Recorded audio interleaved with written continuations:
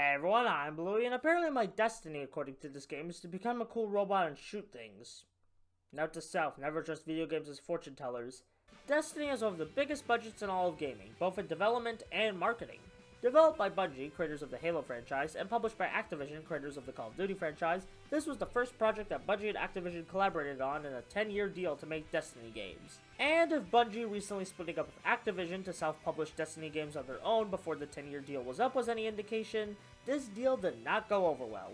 The game received mixed reviews at launch, with various updates and DLC being received more positively. On a side note, I find it funny that 5 years after the launch of the first Destiny, it's $4 at GameStop with no DLC. One of the most expensive games ever made and marketed, everybody. But now that the sequel has gone free to play, it's a perfect time to look back at the first game. I unfortunately can't go back to 2014 and judge the game when it was fresh, so I can only review Destiny with all the updates it received over time. That being said, I want to get close to 2014 as possible, so we're only covering the base game for this review, and we'll save the DLC expansions for a later video. So let's head to space to vanquish the darkness using guns that contain light or something. This is Destiny 1. Ah, the story of Destiny. Wait, this game has a story? Well, there's stuff happening, but I have no idea what is happening from the game itself. Destiny is very poor at explaining things, not even telling you the basic info or characteristics of the heroes and villains, so there's nothing to latch onto to make you care about any of this. You see, most of the game's lore is on digital cards I can read on the Destiny website. Now in concept, this would be fine. In execution, I don't feel compelled to read these cards. I felt like we should have got some basics of what characters and locations are, then have further info of them saved for the cards. I should not need to read the cards to understand the basics of the game's story, especially since this is a new franchise with no pre-existing backstory. But because I'm here to inform, here's the plot of Destiny 1 that I can piece together. A living planet called the Traveler came to Earth and started a golden age, where human lifespan tripled, we explored a ton more space, and we built robots called Exos. The golden age was not to last forever though, as darkness came and killed a lot of people, but the Traveler lived on, as the remaining survivors, including a new race of people called the Awoken, became guardians, along with their robot buddies known as Ghost, to vanquish the darkness and keep the Travelers safe. That's the background of Destiny, but the core Destiny story stinks.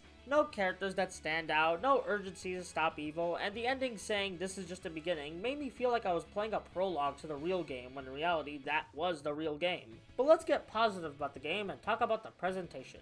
The game looks great with some fun monster and character designs that would be more memorable if they had good writing to them. The music is good, setting the mood decently, but nothing in the game's soundtrack is anything I would listen to outside of the game. This all leads us to the gameplay, which many people say makes Destiny a worthwhile experience. The gameplay has you using a variety of guns to shoot various enemies and loot their stuff. Wait, Bluey, you forgot about the 3 classes you can choose from.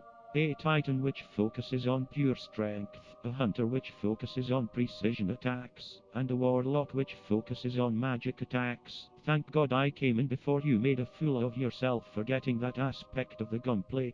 The guns are creatively standard for a sci-fi shooter, but they're fun to use in the midst of battle. Unfortunately, what hinders the gameplay is the base game's level design. Now, the environments in the game are cool and well designed, but 90% of Destiny's missions involve go here, press square, fight enemies, rinse and repeat for nearly every mission.